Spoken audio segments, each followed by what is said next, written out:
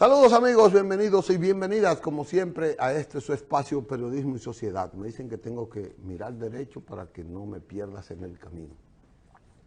Estamos desde Santo Domingo, República Dominicana, transmitiendo este Periodismo y Sociedad, un espacio objetivo, transparente, tratando de que entre todos aunemos esfuerzos y construyamos un país mejor, pero para todos. Canal 19, Canal del Sol, tanta en sus plataformas digitales, canaldelsol.com, cinevisión.com. Con la gracia de Dios, estamos aquí con Gregorio Caimares, nativo de la playera Ciudad de Gaspar Hernández. Exactamente. Te dije bien. Casual, no, hoy te cerraste con flow, con honores mi semana, porque mañana... ¿Te vas para Gaspar Hernández? No, pero mañana tú me has dicho que no venga porque tienes el especial de la seguridad social. Sí, mañana. Sí. Entonces yo los viernes, mi fin de semana empieza los jueves. Ahí. Estoy contento. Pero tú no te vas para Gaspar Hernández, tan bonitas playas que hay por ahí. Sí, de las mejores playas. Nuestro invitado conoce esa zona y conoce el país completo. Sí. Bueno, ya tú dijiste que tenemos un invitado con... Tenemos muchas noticias que comentar, sí. Pero lo del invitado, yo como no voy a estar todo el tiempo con ustedes, me gustaría que iniciemos la entrevista con un político de bastante experiencia, un político que se ha caracterizado por su conciliación permanente, un hombre que solo hace amigos, hasta de los enemigos se hace amigo. Sumado a su astucia política. Por su astucia es que hace eso. Ah. ¿Tú crees que por otra cosa? Como dice un amigo mío, ya lo dijiste todo. Por eso es que lo hace. Pero tiene una larga historia, a pesar de ser un hombre joven. Eso sí le gustó. Ha sido legislador, ha sido funcionario, un alto dirigente del Partido Revolucionario Dominicano, del poderosísimo Partido Revolucionario Dominicano otrora. Y ahora está trillando un nuevo camino, un camino diferente, con miras a reconocer cosas y también a sentar bases para eso. Nos referimos a el hombre de la ley de la juventud. El día 31 de enero, Tomás Hernández Alberto fue el autor de la ley que instituye el Día Nacional de la Juventud. 1982, 83 por ahí, era legislador. Así que fue por ahí, ¿no, verdad? 1993, en mi segundo periodo 93. como legislador. Y también instauré en ese momento el Premio Nacional de la Juventud. Don Tomás Hernández. Se mantiene los dos. Sí. ¿Y qué ha sido de la vida de Tomás? Porque estaba perdido. Yo tenía años que no sabía de Tomás. ¿Cómo estamos, Tomás? Bueno, feliz de estar aquí nuevamente. Hacía mucho tiempo que yo no venía a Periodismo y Sociedad, pero reencontrarme con ustedes, un dúo dinámico, ¿entiendes? Porque Gregory Caimares y yo también tenemos una estrecha relación de muchísimos años, ¿entiendes? Y reencontrarme con ustedes como en la casa. Como que me hace sentir como en casa, de manera que muy feliz de estar aquí y listo para tratar de llenar las expectativas de mi invitación. Sí, de mi parte, Tomás, luego de las palabras concretas y precisas de Lillo, vamos a entrar, por supuesto, a lo que está sucediendo hoy en torno a tu carrera política, en torno a tu visión de lo que es el mundo político hoy, 2022, pero manda tu presencia con nosotros que yo te pregunte, ¿qué pasó en el PRD en sentido general? Y que como resultado de eso que sucedió, tú no estás ahí y muchas otras personas y otros partidos. En esencia, ¿qué es lo que ha sucedido en esa organización, como decía Licho, el otrora sólido PRD? El presidente ha dicho que no miremos para atrás, pero tengo que responder esa inquietud y sobre todo esa curiosidad. El Partido Revolucionario Dominicano el otrora más grande partido que ha tenido la República Dominicana, un sentimiento más enraizado en el corazón del pueblo dominicano, que es el que tiene en su haber el haber sido el que facilitó, posibilitó, hizo la transición democrática en la República Dominicana. Porque el líder de la transición democrática en la República Dominicana es indiscutible, el doctor José Francisco Peña Gómez. Acuérdate que el doctor Balaguer nunca creyó en democracia plena. Él un poquito se ajustó, sobre todo después que el PRD había estado 2 periodos en el poder. Entonces se ajustó, pero no se le olvidó esa partecita de las trampas y la cosa. Y el 94 fue su última gran trampa, ¿entiendes? Creo que hizo trampa toda su vida. Pero Balaguer no es el tema de nosotros en este momento. El Partido Revolucionario Dominicano parió el primer presidente, todavía recordado como el mejor presidente que ha tenido la República Dominicana. Recientemente cumplió años don Antonio Guzmán Fernández. Suicidio. Exacto. De manera que ese es el partido de la grande gloria. Los principales cambios institucionales que posibilitaron la democracia lo trajo el Partido Revolucionario Dominicano. Lamentablemente, en el año 2012, Hipólito debió de haber ganado aquellas elecciones. No pudo ganarla por las diferencias internas que han caracterizado o que caracterizaron siempre al Partido Revolucionario Dominicano. Recuérdense ustedes dos que tienen ya edad para recordarlo, que el PRD ganó en el 86 ampliamente esas elecciones y que sin embargo una división tan profunda posibilitó que Balaguer, habiendo perdido, fuera el presidente del 86 a 90. Pues ese PRD en el año 2012 era el seguro ganador, de acuerdo con todas las encuestas. Y errores cometidos, y sobre todo división interna, provocaron que no ganara esas elecciones, pero quedó con un 48.5, ¿entiendes? De manera que quedó a 1,5 puntos de haber sido el ganador. Y esa organización quedó en manos del presidente de ese momento, del presidente Miguel Vargas Maldonado, que por cierto ahí comenzaron grandemente nuestras diferencias, porque él pretendía desconocer los resultados internos de la convención, en un partido donde el presidente del partido era Miguel Vargas Maldonado, ¿entiendes? Miguel fue a la campaña, nosotros siempre le dijimos a Hipólito, a Miguel, que si había primarias abiertas, ¿entiendes? Si no había el filtro de que fuera la militancia del PRD, Hipólito podía ganar. Siempre se lo dijimos. Por lo tanto, no fue una sorpresa que ganara. Pero él y una parte de su equipo pretendía desconocer. Yo era en ese momento el vocero oficial de la campaña de él, ¿entiendes? Y recuerdo como ahora que tuve que llamar a Mario Torres, que en ese entonces era senador de la República, y Mario Torres y yo, 24 horas después de que se dieran los resultados, cuyo presidente de la convención era Emmanuel Esquea Guerrero, una figura icónica de este país. Bueno, proclamamos que no, que había que aceptar los resultados, que había ganado Hipólito Mejía, que nosotros éramos gente vinculada a Miguel, porque en ese momento esa era la realidad, pero que había ganado. Bueno, Miguel no entendió las circunstancias. Creo también, porque yo soy un hombre que soy amante de la historia, creo que también hubo algunas dificultades en la comunicación entre Hipólito y él, ¿entiendes? No estoy convencido de que mi buen amigo y hermano, el presidente Hipólito Mejía, hizo todo lo que tenía que hacer para producir la unidad, porque era un encono demasiado grande. Como dice el dicho, yo siempre he sido una especie de concertador, de conciliador, procurando salidas. No fue posible y ahí están los resultados. El PRD, en lugar de estar 8 años más fuera del poder, porque así fue como ocurrió, eso era en el 12, duró hasta el 20 fuera de poder, ¿entiendes? Solamente porque en ese 12 no supimos hacer lo que debimos de hacer. Entonces, quizás yo soy de los que tiene una posición sobre eso.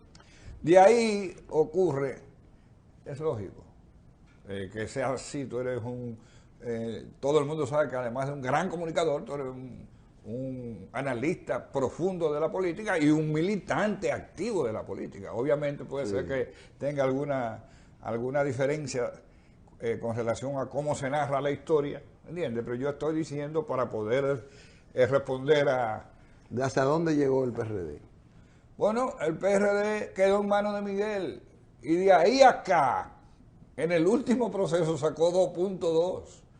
¿Entiendes? Entonces yo siempre he dicho que Miguel yo no lo cuestiono desde el punto de vista de su gerencia de Estado, no lo cuestiono, pero desde el punto de vista de la gerencia del partido es un fracaso total.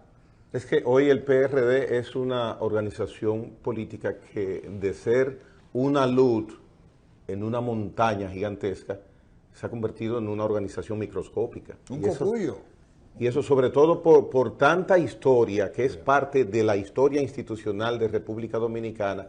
Muchas veces uno, por eso fue que, o sea, básicamente eso motiva mi pregunta, no es curiosidad, es inquietud, porque el PRD es parte de la historia institucional de República Dominicana. Y no podrá ser borrado de la historia, porque...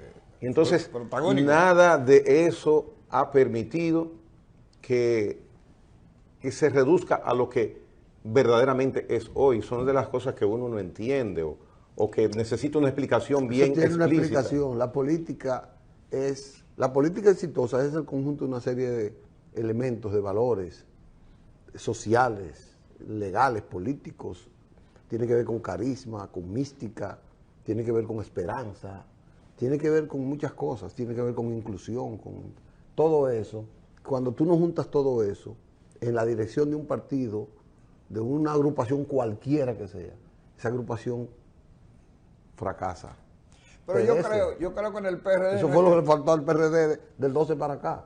El PRD comenzaron a dirigir, porque lo que pasa es que hay mucha gente que no quiere hablar.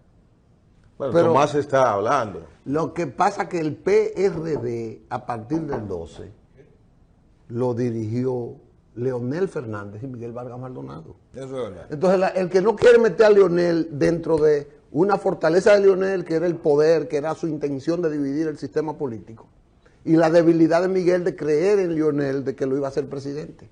Sencillamente. Ahí vino la debacle del PRD hoy. Todavía Miguel está con Leonel. Yo creo que tuvimos una suerte en medio tuvimos una suerte en medio de la desgracia. ¿Cuál fue la suerte? Bueno, que surgió el PRM, que es una cosa que habrá que estudiar sociológicamente, políticamente, porque ningún partido que se hubiese desprendido de una organización grande conseguía el poder en 6 años. Ninguno. No había pasado. Entonces, no había pasado eso. Y lo segundo es que realmente en la práctica se ha constituido en un cuasi sustituto del PRD. ¿Por qué? ¿Qué fue lo que ocurrió? La migración de todo el PRDismo hacia el PRM. Habíamos soñadores de la política que entendíamos que con Miguel se podía terminar, o sea que podíamos sacar a Miguel. ¿Entiendes? Por eso yo fui el que presidí la campaña contra Miguel, llevando a Guido como candidato a presidente del PRD. Y ustedes recuerdan que ahí no hubo convención, sencillamente lo que hubo fue tiro. ¿Entiendes? Y después de eso todavía pensamos que era posible sacarlo. Pensamos que quizá con la llegada de otro presidente en el PLD, que no era justamente el que hacía afinidad con, a lo mejor se iba a producir un tribunal constitucional independiente, ¿entiendes? Entonces, yo pienso ahora, tengo que admitir que aquellos que decidieron irse, aún siendo mayoría, que yo me oponía a que la mayoría se fuera, porque en ningún partido del mundo una mayoría se iba, sacaba al que era minoría. O sea, hay todo esto en eso, ¿entiendes? Bueno, y entonces, en las elecciones pasadas, Miguel decidió, motus propio, apoyar a Danilo Medina, que es mi amigo, ¿entiendes? Pero esto no es cuestión de amistad, esto es cuestión de conveniencia política y de lo que el país quería. Entonces, en los últimos 4 meses de la campaña, yo monté distancia. Dije abiertamente siempre... La campaña Miguel, recién pasada. Claro, 2020. Dije abiertamente que Miguel no me representaba. Pedí a los PRDistas que votaran por el PRD abajo, en la boleta, por sus diputados, sus síndicos, sus regidores, sus senadores, pero que arriba votaran por lo que le dictara su conciencia, porque yo desconocía el pacto Es decir, yo no tenía nada que ver con el pacto. Ya eso era una ruptura total. Una ruptura total. No me sacaron, porque parece que da trabajo sacarme. Porque ahora mismo, por ejemplo, no me han sacado tampoco. No me digas. No me han sacado. Porque parece que no es tan fácil. Ahora es muy difícil porque ocurre que Miguel no tiene fuerza ni siquiera para convocar al organismo que puede sacarme. Es decir, ahora mismo realmente lo que existe es Fiquito, por un lado, tratando de tener el despertar del sueño que ya yo tuve en un tiempo y que me di cuenta que no era posible, que era una perdedera de tiempo, y por eso un grupo de dirigentes me dijeron a mí, un grupo de dirigentes del PRD y del PRM, para hablarlo con toda franqueza, me dijeron a mí, usted lo que tiene que hacer es un movimiento, ¿entiende? Porque primero el presidente Luis Abinader, que ha sido a mi juicio el mejor presidente de este siglo, así como don Antonio fue el mejor presidente de todo lo que va de Trujillo para acá, así Luis Abinader ya tan solo con la cosa que ha hecho, se ha constituido en el mejor presidente, cambió el rumbo de la democracia, enderezó el rumbo de la democracia. Entonces yo había peleado para que él llegara y me daba cuenta que el gobierno eficiente, efectivo de Luis Abinader fundamentalmente era mantenido por el propio Luis Abinader, que tenía que estar en todo y seguirá estando en todo porque es su naturaleza. Y me di cuenta, y algunos compañeros comenzaron a decirme que quizá era oportuno que yo saliera a la luz pública. Yo dije, no puedo salir a la luz pública sin tener una fuerza que me represente, ¿entiendes? Y entonces combinamos, y hace 4 meses y medio que andamos caminando el país, ya tenemos dirección del movimiento Poder para el Pueblo en 29 provincias del país. ¿Y qué significa Poder para el Pueblo en el mundo político que inició? ¿Cuál es la perspectiva? Es una buena pregunta, porque Poder para el Pueblo no nace así, por así. Nace producto del análisis. Poder para el pueblo, ¿para qué? Tú y yo, Licho y yo, Andrés Matos, porque no sé cómo se maneja la parte de... Artísticamente Licho. Artísticamente Licho. Nosotros y Jonathan, que me acompaña, y una buena parte del pueblo sabe que este gobierno ha respondido con creces a las expectativas. Y yo diría que más allá de las expectativas. Pero hay quienes tienen bastante poder comunicacional en la oposición que pretenden vender a este gobierno como un gobierno de élite. ¿Entiendes? Entonces, esta es la contraparte. En el próximo periodo es el poder para el pueblo. No es que yo esté admitiendo que sea de élite, pero hay una percepción que no ha podido ser vencida de que hay una expresión de élite que es importante. Yo diría que eso en todos los gobiernos hay expresión de élite. En países como el nuestro siempre habrá una expresión de élite. El poder para el pueblo. Y por eso así nace el poder para el pueblo. Yo creo que Tomás dijo una cosa importante. Mira, te voy a decir esto que no te lo he dicho nunca. Yo no sé si es verdad o mentira, pero a mí me dijo un delegado, porque hablaba Tomás de la geopolítica como parte incidente en la decisión del 20. Muy importante. Se produjeron muchas cosas, incluyendo la llamada de Pompeo y todas esas cosas, pero a mí me dijo un dominico norteamericano, de la política norteamericana, muy vinculado allá. Nosotros fuimos una comisión allá al Capitolio, y a mí me dijo un señor, me dijo con mucha experiencia, un legislador, me dice, el gobierno americano, para tomar una decisión sobre el futuro de la República Dominicana, está cuestionando a los dominicanos residentes en Nueva York, en Estados Unidos. No en Nueva York, en Estados Unidos. Resulta que ahí vino la crisis con China, la alianza con China, vino la elección de que fue certera, ¿eh? Seguro, la elección de una persona, de un delegado en las Naciones Unidas, en el organismo de seguridad de las Naciones Unidas, y una serie de cosas que Dominicana era protagonista dentro de la política norteamericana. Y ese político me dijo a mí, nos dijo a 3 personas, no voy a decir a quiénes, pero nos dijo a esas 3 personas, lo que piensen los dominicanos aquí va a ser determinante para la posición que el gobierno americano fije para las elecciones próximas. Después yo vi los resultados donde el PRM ganó los 7 legisladores, el 80% votó por el PRM. Entonces yo vi como que los americanos, como que se enamoraron de la posición de los dominicanos en Estados Unidos. Y jugaron al cambio aquí. Y han seguido impulsando una línea, porque uno no puede negar eso. Es para que uno vea lo que incide la geopolítica. Yo quiero abundar a eso que tú Que estás ya diciendo. no estamos aislados. Aquí la gente cree que fue Pompeo solamente. No, no fue Pompeo. El Departamento de Estado, y esto lo estoy diciendo por primera vez, pero con conocimiento cabal de lo que estoy diciendo. Yo soy un hombre del establishment. Tengo que decirlo. sí. Yo me eduqué en los Estados Unidos. Oye, Yo soy egresado de Texas A&M University. Y con alguna frecuencia soy llamado por la gente que como consulta, sí. como consulta.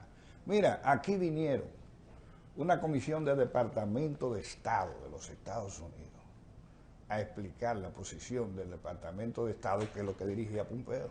Sí. Dicho, se reunieron no en grupo con toda la clase élite política de este país, sino personalmente. Sí, visitaron. Y lo convencieron de que esto había que cambiarlo. Tomás, vamos a una pausa y nos veremos en breve. Esas son coyunturas políticas que obviamente se mantienen, porque obviamente que los Estados Unidos están muy contentos con lo que está pasando aquí. Sí. Pero tampoco basta con eso ahora. No basta. No. Que esa es la parte que tienes que explicar de tu movimiento hacia 2024 y tu visión. Sí, cómo no. Vamos a una pausa con Tomás Hernández. Alberto, venimos después. Yo les voy a pedir permiso porque tengo que salir y voy a dejar a Gregory dirigiendo este programa porque él lo hace mejor que yo 500 veces para que diga con Tomás esa parte. Veremos en breve.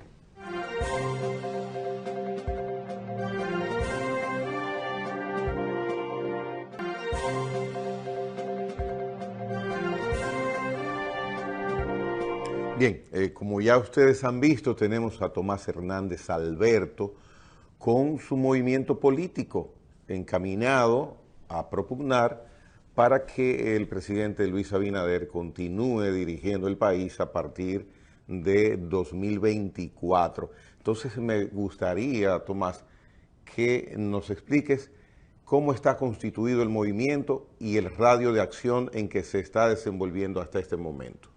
Sí, como no, el movimiento sigue las normativas internas que puede tener cualquier partido político. Es decir, las estructuras del movimiento son estructuras nacionales con expresiones provinciales, expresiones municipales y hasta de distritos municipales en lo que es nuestra visión.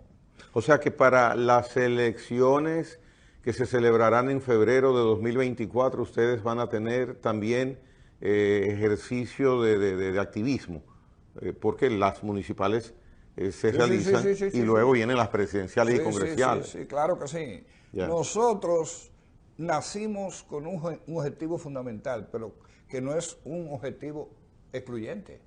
Es decir, nosotros nacimos para que Luis continúe en el poder. Digo, no voy a querer presentarme que sin nosotros Luis no pudiera permanecer en el poder, no.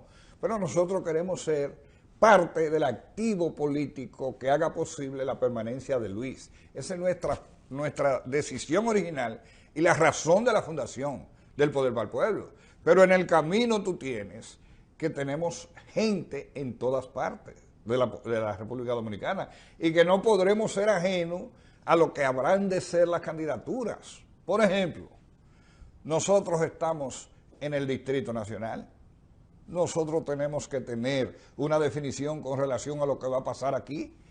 Y yo digo abierta y públicamente que así como estamos apoyando que Luis Abinader sea el candidato presidencial, ya aquí tenemos definido un apoyo militante, activo y profundo para Carolina Mejía como alcalde del Distrito Nacional.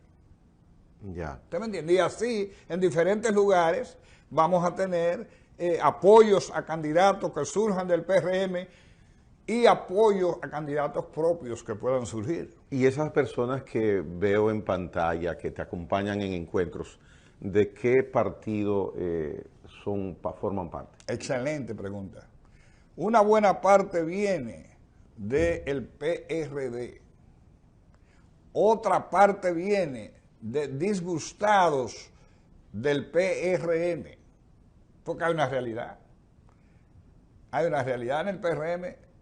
En el PRM hay militantes. Los militantes, mira, tú le machacas la cabeza a los militantes y siguen votando por el PRM. Pero hay simpatizantes. Esos simpatizantes hay que encantarlos con un discurso que no hay que inventarlo, porque Luis ha hecho una gestión de gobierno que es fácil de vender. Cuando tú tienes que en el plano social, Luis aumentó la cantidad de gente que recibe la famosa tarjeta ahora se llama, ¿cómo? Supérate. La duplicó, pero duplicó el monto que se recibía. Pero ocurre que Luis también, por el solo hecho de tú ser dominicano, empleado o no, ya tú tienes un seguro. Eso no existía. Estamos hablando de que el seguro es universal en la República Dominicana. Es decir, este es Luis Abinader. Sí, nosotros no tenemos que inventar nada, pero sí tenemos que promover los aspectos positivos que hacen posible ver a Luis en un escenario diferente, porque alguna gente solamente lo ve como el que lucha contra la corrupción. Hoy, ¿quién ha resuelto el problema aquí que tiene que ver con la pandemia? Hoy, ¿tú le tienes miedo a que te dé el COVID ahora? No. ¿Cuántas vacunas tú tienes? 2 o 3, yo tengo 3. Y si tengo que ponerme 4, me la pongo. Es decir, aquí ya esa epidemia viene siendo como una gripe fuerte, que se puede llevar a cualquiera, porque una gripe fuerte se lleva a cualquiera, pero ya es cosa del pasado.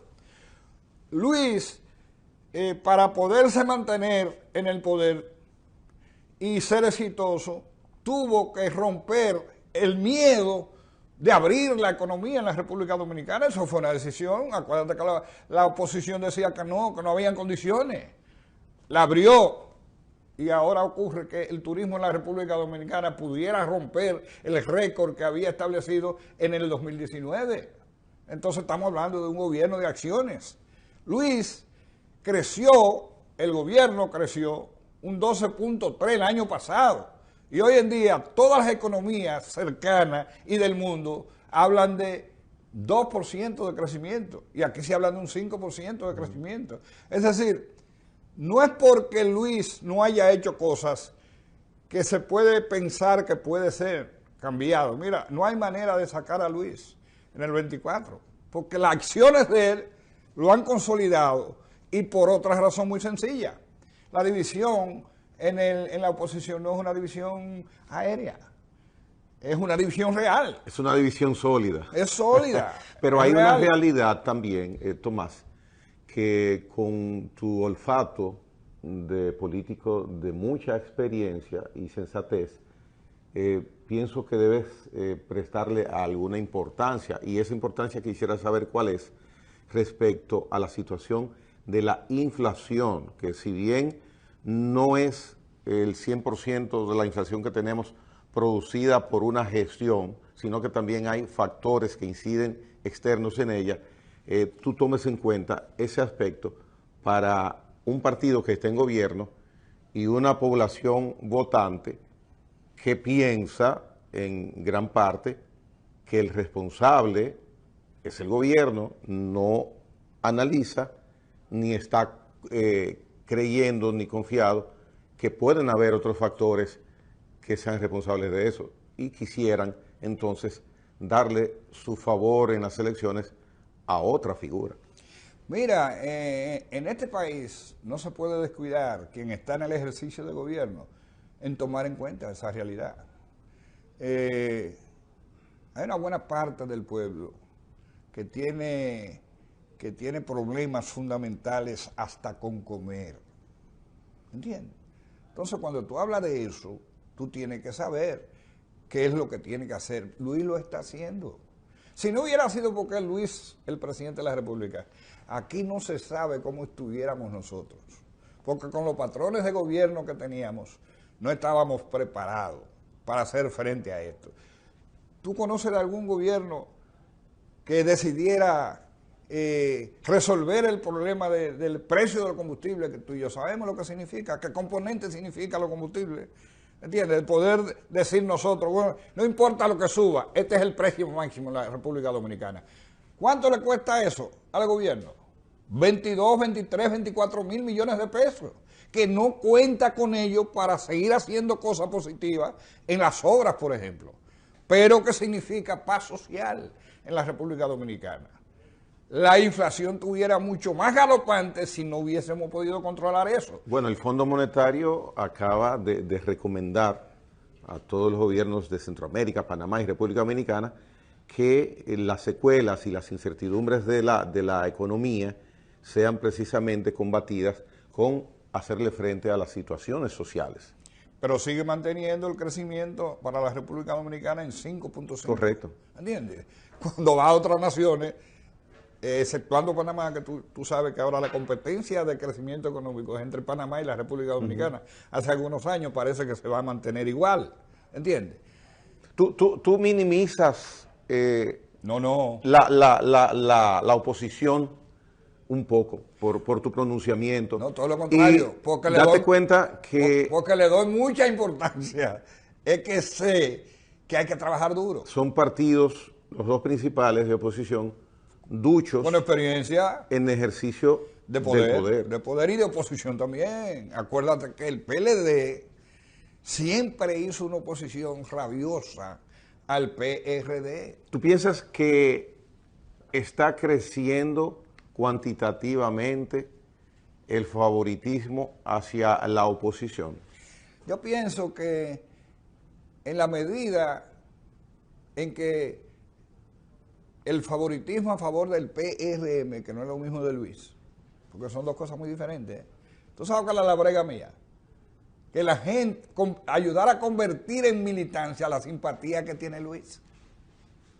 Hay una diferencia entre la simpatía que tiene Luis y la militancia que tiene el PRM, y por lo tanto hay que procurar espacios para que gente que no está militando se convierta en militante, porque tú y yo sabemos que los que llevan votos de simpatía a votar son los militantes.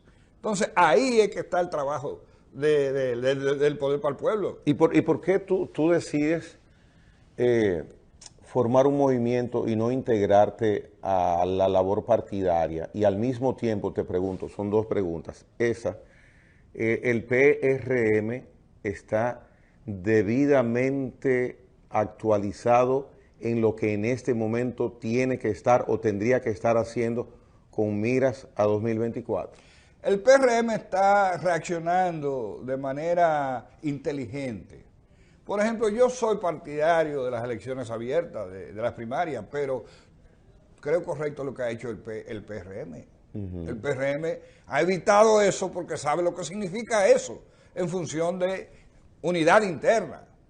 La unidad interna está garantizada en el PRM, pero no te olvides que la organización que de alguna manera se siente menos protegida es el PRM, ¿entiendes? Entonces esa organización, ya te dije, tiene militantes.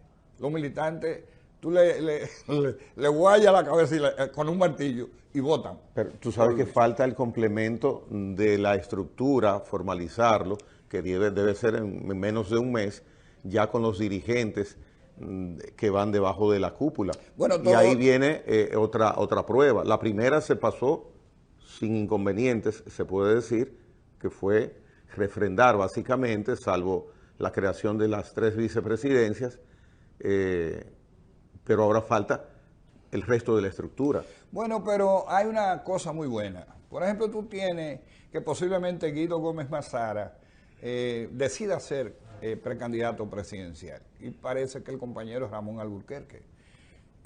Independientemente de los discursos con los que uno puede estar en desacuerdo, ellos significan una parte importante, pero los dos tienen una cosa en común.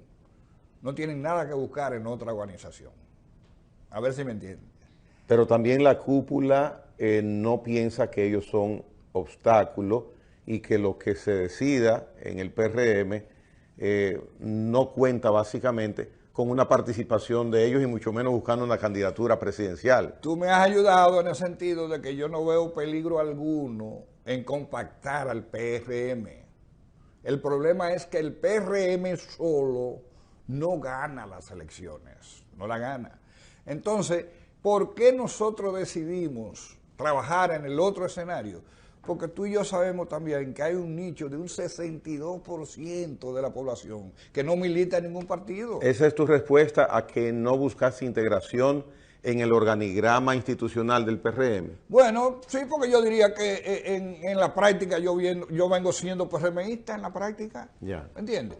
Lo que pasa es que entiendo que en este espacio, outside o fuera de, yo le soy más útil, el PRM, el poder para el pueblo le es más útil al proceso, porque es que hay una parte del propio PRM disgustado que se detiene y se queda con nosotros, primero. Segundo, nosotros llegamos más fácil a los dirigentes y militantes, sobre todo a los dirigentes disgustados del PLD, que no quieren ir a la fuerza del pueblo. Y en Poder para el Pueblo, ¿quién los escucha a ustedes en el PRM?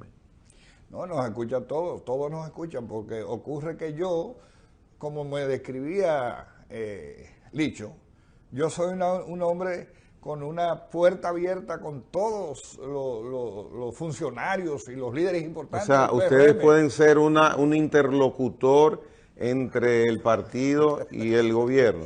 Ellos deben estar contentos, los compañeros del PRM, porque esa es la expresión por excelencia. Es decir, y me lo decían algunos dirigentes importantes, estrategas del PRM. Me decían que yo reunía las condiciones, que el poder para el pueblo, 3P, poder para el pueblo, el movimiento de las 3P, es un movimiento que al tenernos a mí, a Elido Alcántara, que tú lo conoces, Sí, claro. ¿entiendes? Como figuras fundamentales, somos un elemento que se constituye en un interlocutor válido para un nuevo escenario. Y te has puesto a prueba de si te escuchan. Ah, bueno, claro que sí. Yo tengo puertas abiertas y usted sabe que yo he sido un hombre siempre que no es que influya, sino que al menos soy recibido, ¿entiendes? La queja de alguna gente que no lo reciben, que eso no va conmigo. Y que no le toman ¿entiendes? llamadas. Tomás, vamos a hacer una pausa breve. Vamos a hablar, cuando regresemos, un aspecto importante para que vislumbres, sin ser pitoniza, pero ya el tiempo está cerca.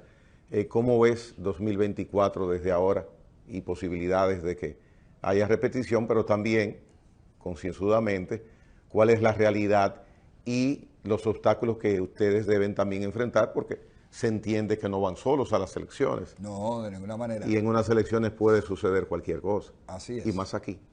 Tomás Hernández Alberto con nosotros, en breve retornamos.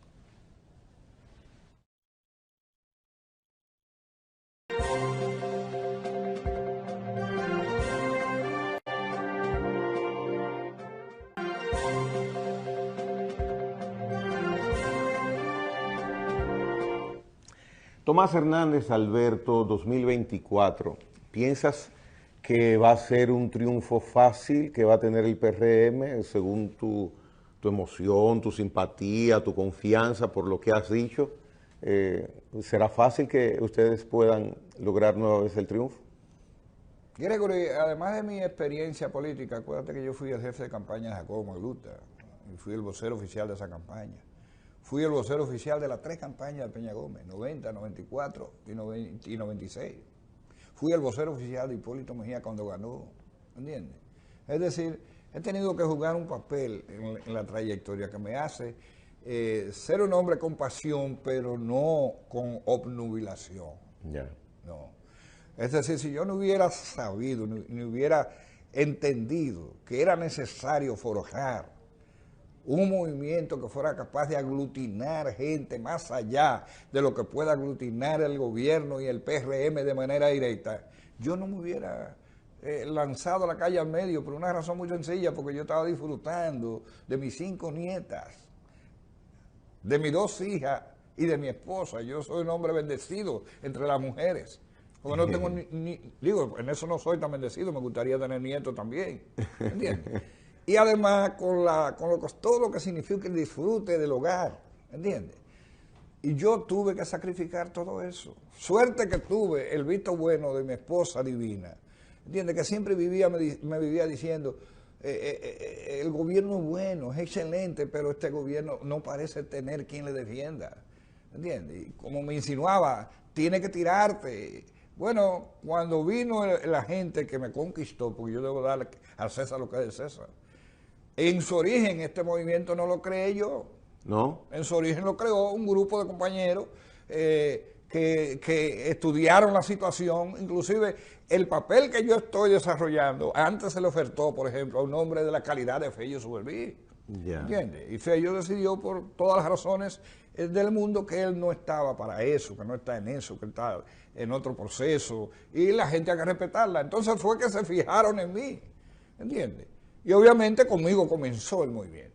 Es decir, porque una cosa es el pensamiento original no fue mío, ¿entiendes? A mí hubo que convencerme, pero no hubo que dar mucha brega porque yo veía que este hombre tiene mérito, que este hombre da respuestas inmediatas.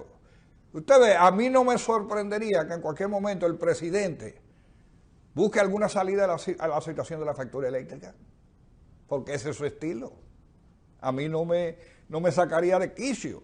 Cuando la cuestión de la reforma fiscal, cuando tuvo que echar para atrás, echó para atrás. Es decir, este no es un faraón. Usted sabe que los faraones, cuando dicen que por aquí. Luis no, Luis es un hombre que conecta con las redes sociales. Un hombre que conecta con el sentimiento de la gente. Y todo lo que se ha hecho aquí para que esta inflación no explotara en los niveles en que pudo haber explotado, es porque Luis Abinader ha estado ahí pendiente. Pero como la gente piensa que necesita de más gente que le promueva, a Luis no hay ni siquiera que defenderlo.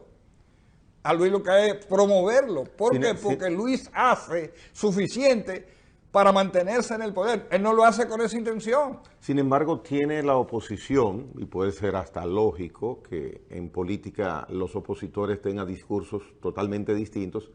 Las principales críticas que hacen es la calidad del ejercicio diario de gobernar del presidente y su gobierno. Y ya en la parte política, el accionar de Fuerza del Pueblo, el accionar del PLD, vemos y notamos que es básicamente de ofensiva, con planteamientos, posiciones de enfrentamiento, de culminar en ciertos momentos al gobierno y al presidente por algunas acciones. Entonces hay una oposición que está, se puede decir, empoderada en este momento. Esa es mi pregunta original. ¿Cómo ves? Yo creo que la oposición está haciendo lo que le corresponde, ¿entiendes? Y algunas veces diría yo que ni siquiera lo que le corresponde. Si yo estuviera en oposición, quizás fuera más recia la oposición. Ya. ¿Entiendes? Para que sepamos, cada quien juega su rol. El PLD en dificultad, porque ni siquiera tiene un candidato. Y tú y yo sabemos que una cosa es que ellos escojan un candidato y otra cosa es que ese candidato se pegue. ¿Y la Fuerza del Pueblo? La Fuerza del Pueblo tiene una ventaja, tiene un candidato. Pero ese candidato tiene la desventaja de que fue 3 veces presidente de la República. Habrá que ver, en cada cosa hay que buscar cómo comparar, cómo hizo aquel y cómo lo está haciendo eso. Y usted verá que Luis le gana por mucho. O sea que va a ser cómodo el sorteo electoral, piensa. Cómodo no, porque aquí hay cosas que pueden darse que uno cree que no se van a dar. Aquí se puede dar una alianza entre esas dos organizaciones, yo no la descarto. Es más, si el criterio político prima, ellos se aliarían desde la primera vuelta se aliarían. ¿Entiendes? Porque ellos saben que esta es una lucha de primera vuelta. Entonces yo no descarto eso. Ahora, el gobierno tiene herramientas, y nosotros lo sabemos, que permiten ahondar las contradicciones entre esas dos organizaciones. Y en parte de eso está la herramienta Hernández Alberto y Poder para el Pueblo. Tratamos de construir, de terminar de construir una herramienta que se constituya en la diferencia entre el PRM y el triunfo. Es decir, que nosotros aportemos suficiente como para garantizar el triunfo. Señores, estuvo con nosotros Tomás Hernández Alberto, un político astuto, inteligente, que hoy ya hemos visto cuál es su posición y en qué está trabajando con miras a 2024. Gracias, Tomás. Gracias a ti, gracias a Licho. Y realmente ha sido una de las mejores oportunidades que he tenido, porque he podido profundizar. Tú sabes que la mayor parte de las entrevistas resultan, bueno, es que la gente no ve entrevistas largas, pero... Hay entrevistas que son amenas como esta. Exacto. Bien, señores, estuvo Tomás Hernández Alberto con nosotros hoy día. Hasta mañana, Dios mediante.